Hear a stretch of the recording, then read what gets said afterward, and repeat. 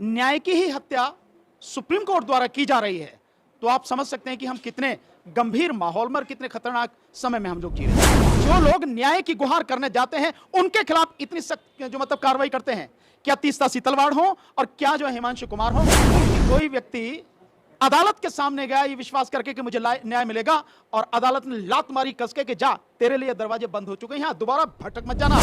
और लात इस तरह से मारी गई कि दुनिया को बता दिया कि तुम भी यहां आने की हिम्मत मत करना। देश की जनता पर, आम आदमी पर जितना अन्याय और अत्याचार पुलिस और प्रशासन के अन्य लोग करते हैं, नेता करते हैं, सरकारें करती हैं, अदालतें उससे कम नहीं करती, ज्यादा ही करती हैं। प्लुरलिज्म का मतलब है सीधा सीधा भाई भतीजावाद। भाई जो 250, 300, 400 लोग परिवार हैं, उनके अलावा और कौन से लोग हैं जिनके बच्चे सुप्रीम कोर्ट के जज बनते हो या हाई कोर्ट के जज बनते हो? न्यायिक व्यवस्था के ऊपर और सुप्रीम कोर्ट के ऊपर गहरा तमाचा है कि हम एक पैसा भी जुर्माना नहीं भरेंगे, हम जेल जाएंगे। अर्णब गोस्वामी था, उसकी सुन भी ली गई, तो जब उनकी आप सुन सकते हो किसी भी समय, बाकी की क्यों नहीं सुनते? उसमें महीने भर की डेट क्यों? भाषण देना तो नेताओं का काम है, अदालत का काम है कि न्याय करें, और न्याय सबको दिखना चाहिए कि न्याय हुआ। कि जो पार्लियामेंट में शर्म जैसे शब्द से डर जाए, तानाशाह के नाम से डर जाए, जो खुद दोगला चरित्र रखता हो और इस शब्द से डर जाए, उनसे क्या डरना है?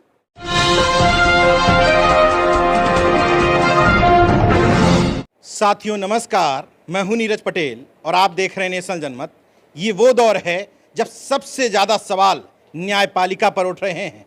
तमाम सारे लोग कह रहे हैं कि न्यायपालिकाएं खामोश नहीं बल्कि मुर्दा हो चुकी हैं। ऐसे समय में भानु प्रताप जी मेरे साथ हैं। न सिर्फ सुप्रीम कोर्ट के एडवोकेट हैं बल्कि सामाजिक कार्यकर्ता हैं।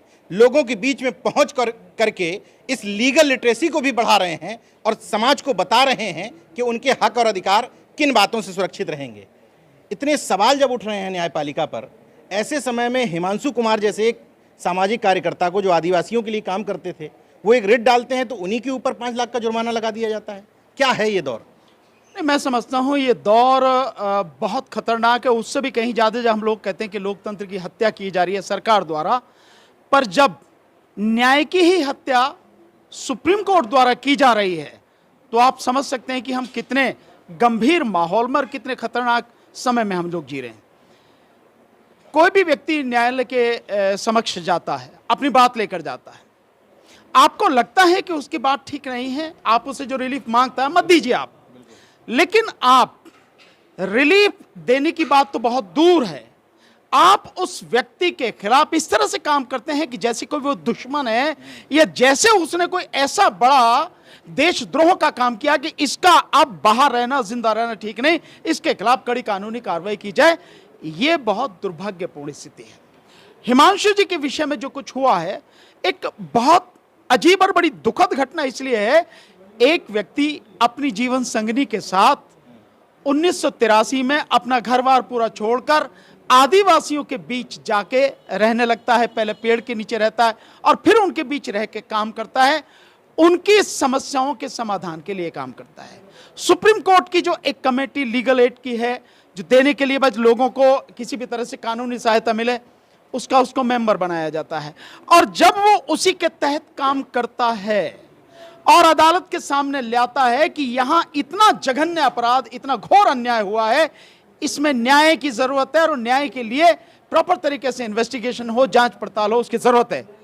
सुप्रीम कोर्ट 13 साल बाद कहता है कि नहीं, आप नक्सलियों से मिले हो, आपके खिलाफ में सेक्शन 211 के तहत कार्रवाई करनी चाहिए स्टेट को, और यह कह के 5 लाख रुपए उस पर जुर्माना लगाता है। यह बिल्कुल ऐसा ही है कि कोई व्यक्ति अदालत के सामने गया ये विश्वास करके कि मुझे न्याय मिलेगा, और अदालत ने लात मारी कसके कि जा तेरे लिए दरवाजे बंद हो चुके हैं, यहां दोबारा भटक मत जाना। और लात इस तरह से मारी गई कि दुनिया को बता दिया कि तुम भी यहां आने की हिम्मत मत करना। यह स्थिति है। पहले सामान्य से झगड़ों में लोग कह देते थे सी यू इन कोर्ट। अब कहां जाएगा व्यक्ति? अगर उसको कहीं इंसाफ नहीं मिल रहा तो जाए कहां? देखिए नीरज जी, हम तो बहुत समय से कह रहे हैं कि इस देश की अदालतें मर चुकी हैं। ये बात कैसी लगेगी, कोर्ट क्या समझेगी, मेरे साथ मेरे खिलाफ कंटेम्प्ट ऑफ कोर्ट होगा, क्या होगा, मैं इसकी परवाह नहीं करता, जो होगा सो देखी जाएगी। लेकिन मैं अपने 28 साल के वकालत के अनुभव से यह बात विश्वास के साथ कह सकता हूं कि देश की जनता पर, आम आदमी पर जितना अन्याय और अत्याचार पुलिस और प्रशासन के अन्य लोग करते हैं, नेता करते हैं, सरकारें करती हैं, अदालतें उससे कम नहीं करती, ज्यादा ही करती हैं। जिनका काम है लोगों को न्याय देना, वही लोगों के साथ अन्याय करें तो किस स्थिति में हमारा देश का न्यायपालिका और न्याय व्यवस्था खड़ी होगी, आप इसका अंदाजा लगा सकते हैं। इस बात के लिए कोलोजियम को कितना जिम्मेदार मानते हैं? निश्चित रूप से कोलिज्म जिम्मेदार है। कोलिज्म का मतलब है सीधा सीधा भाई भतीजावाद। भाई जो 250, 300, 400 लोग परिवार हैं, उनके अलावा और कौन से लोग हैं जिनके बच्चे सुप्रीम कोर्ट के जज बनते हो या हाई कोर्ट के जज बनते हो? और क्यों करेगा कोलिजियम इस बात को? भाई जो चीजें सामने आ रही हैं, अगर उसमें ऐसे जज आएंगे, ये कोलिजियम के माध्यम से तो आए हैं, जो लोग न्याय की गुहार करने जाते हैं उनके खिलाफ इतनी सख्त जो मतलब कार्रवाई करते हैं, क्या तीस्ता सीतलवाड़ हो और क्या जो है हिमांशु कुमार हो, तो ये सब कुछ कौन है इसके लिए जिम्मेदार? निश्चित रूप से कोलिजियम जिम्मेदार है। और कोलिजियम जो है अपनी मर्जी से जिस तरह से काम कर रही है, इस व्यवस्था में सुधार होना चाहिए। क्यों कुछ ही लोग हैं? क्या इस देश में और लोग नहीं हैं, पढ़े लिखे नहीं हैं, ज्ञानी नहीं हैं, विवेकशील व्यक्ति नहीं है, न्याय करने का जिनका चरित्र है, क्या ऐसे लोग नहीं हैं? उनको मौका मिलेगा तो करेंगे, लेकिन जब कुंडली मारे कुछ ही लोग बैठे हैं तो परिणाम सबके सामने है। हिमांशु जी और उनकी फैमिली ने निर्णय किया है कि हम 5 लाख नहीं देंगे, जेल जाएंगे, कितना उचित मानते हैं? बिल्कुल मैं सही मानता हूं। इसमें कोई भी किसी को भी शक नहीं होना चाहिए कि हिमांशु कुमार जी का निर्णय बहुत बढ़िया है। और मैं कहूंगा कि न्याय के ऊपर, ये जो न्यायिक व्यवस्था है, न्याय के नहीं, न्यायिक व्यवस्था के ऊपर और सुप्रीम कोर्ट के ऊपर गहरा तमाचा है कि हम 1 पैसा भी जुर्माना नहीं भरेंगे, हम जेल जाएंगे। कम से कम लोगों के सामने न्यायपालिका का वो काला चेहरा, काला पक्ष सामने तो आएगा कि न्यायपालिका जिसे न्याय देना है वो कितना घोर अत्याचार कर रही है।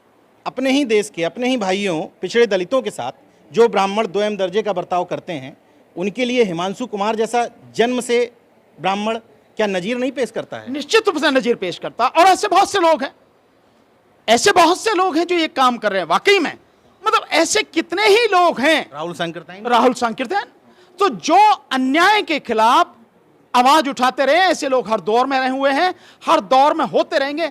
ऐसे लोगों का सम्मान करना हम सबकी जिम्मेदारी है।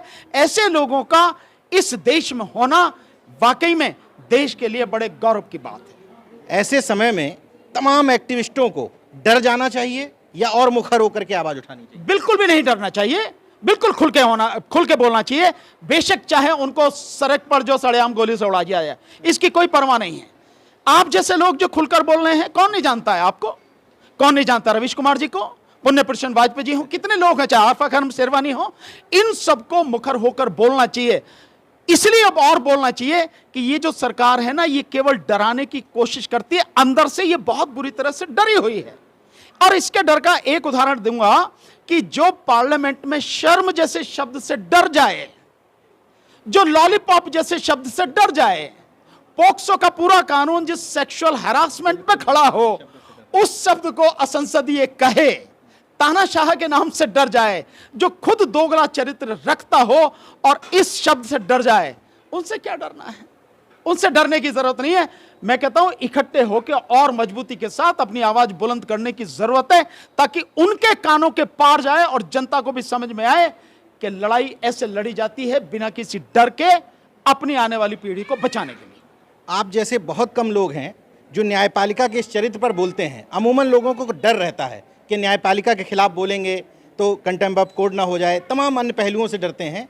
लेकिन क्या ये वो दौर है जब न्यायपालिका भी सवाल उठने चाहिए? निश्चित रूप से। और ये दौर अभी से नहीं है, ये दौर काफी पहले से है। देखिए मैं एक उदाहरण आपको देकर बताऊंगा नीरज जी, आप इससे समझेंगे। बेल मैटर जो है सबसे महत्वपूर्ण मैटर है। क्यों है? इसका कारण है हमारा जो कानून है, वो कानून की जो आधारशिला है वो कहती है कि चाहे 100 के 100 गुनहगार छूट जाए, लेकिन किसी भी बेगुनाह को सजा नहीं होनी चाहिए। और इसीलिए एक सिद्धांत और इसके साथ में जोड़ा गया कि जब तक सिद्ध ना हो जाए हर व्यक्ति निर्दोष है। इसीलिए सुप्रीम कोर्ट बार बार कहता है कि bail is a rule and rejection is exception. अपवाद है उसको खारिज करना। तो जब सुप्रीम कोर्ट ये कहता है तो क्या सुप्रीम कोर्ट को ये चीजें ध्यान में नहीं रखनी चाहिए? एक आप मजिस्ट्रेट के सामने बेल एप्लीकेशन लगाइए, अभी आज नहीं तो कल सुनवाई पे आ जाएगी, वो सुनेगा, फैसला दे देगा, जो भी दे। इसी तरह से सेशन जज है, उसके सामने आज लगाइए, कल टाइम निश्चित है, उसके सामने सुनवाई पे आ जाएगी और वो सुन लेती है और फैसला दे देती है, मान्य होता है। उसी तरह से जैसे सुप्रीम कोर्ट का फैसला मान्य है, तो फिर क्यों सुप्रीम कोर्ट को और हाई कोर्ट को बेल एप्लीकेशन सुनने में अगर कुछ ऐसे लोगों की हो, जैसे पत्रकार की अभी आपने देखी और सुनी गई है, जैसे अर्णब गोस्वामी था, उसकी सुन भी ली गई, तो जब उनकी आप सुन सकते हो किसी भी समय, बाकी की क्यों नहीं सुनते? उसमें महीने भर की डेट क्यों है? अभी जैसे आप देखें मोहम्मद जुबैर वाले में 1 महीने की डेट दी गई है, लगभग 2 हफ्ते दिए गए हैं पुलिस को जवाब देने के लिए, और 1 हफ्ते उस जवाब के बाद में जुबैर की तरफ से जवाब देने के लिए। क्या जवाब देना भाई? बहुत सीधी सी बात है, नीचे की कोर्ट को समझ में आ गया कि जिस ट्वीट पर यह मुकदमा दर्ज किया गया है और जिस मुकदमे को दर्ज कराने वाला व्यक्ति, उसके ट्विटर हैंडल का पता नहीं, उस कंप्लेंटेड का पता नहीं, उसका बयान नहीं है, कहीं किसी भी के सामने कोई कंप्लेंट नहीं है, कैसे आप मतलब उसको जो महीने भर के लिए टाले? इसका मतलब यह हुआ कि जो व्यक्ति की स्वतंत्रता जिसके लिए हम कहते हैं, 1 महीने अपने आप हाई कोर्ट ने उसको अंदर रख दिया। अब दूसरा आ जाइए, आपको ध्यान होगा कुछ समय पहले जो दिल्ली दंगों में 3 लोगों की जमानत हाई कोर्ट ने दी थी और उसने कहा था कि इनके खिलाफ कुछ भी नहीं है, 1 साल से ये जेल में है। जो व्यक्ति जेल में जाता है तो हीनियस क्राइम में 90 दिन के अंदर अंदर चार्जशीट फाइल करनी पड़ती है। इसका मतलब यह कि चार्जशीट फाइल हो चुकी होगी और वो पूरी चार्जशीट पर डिस्कशन हुआ होगा, बहस हुई होगी, मतलब आपके सामने सब कुछ रहा होगा, तभी हाई कोर्ट ने कहा कि इनके खिलाफ कुछ भी नहीं है। जिस पल आप ये कह रहे हैं कि इनके खिलाफ कुछ भी नहीं है, आप उसी पल उस एफआईआर को, उस मुकदमे को खत्म क्यों नहीं कर रहे हैं? किस और चीज की जरूरत है?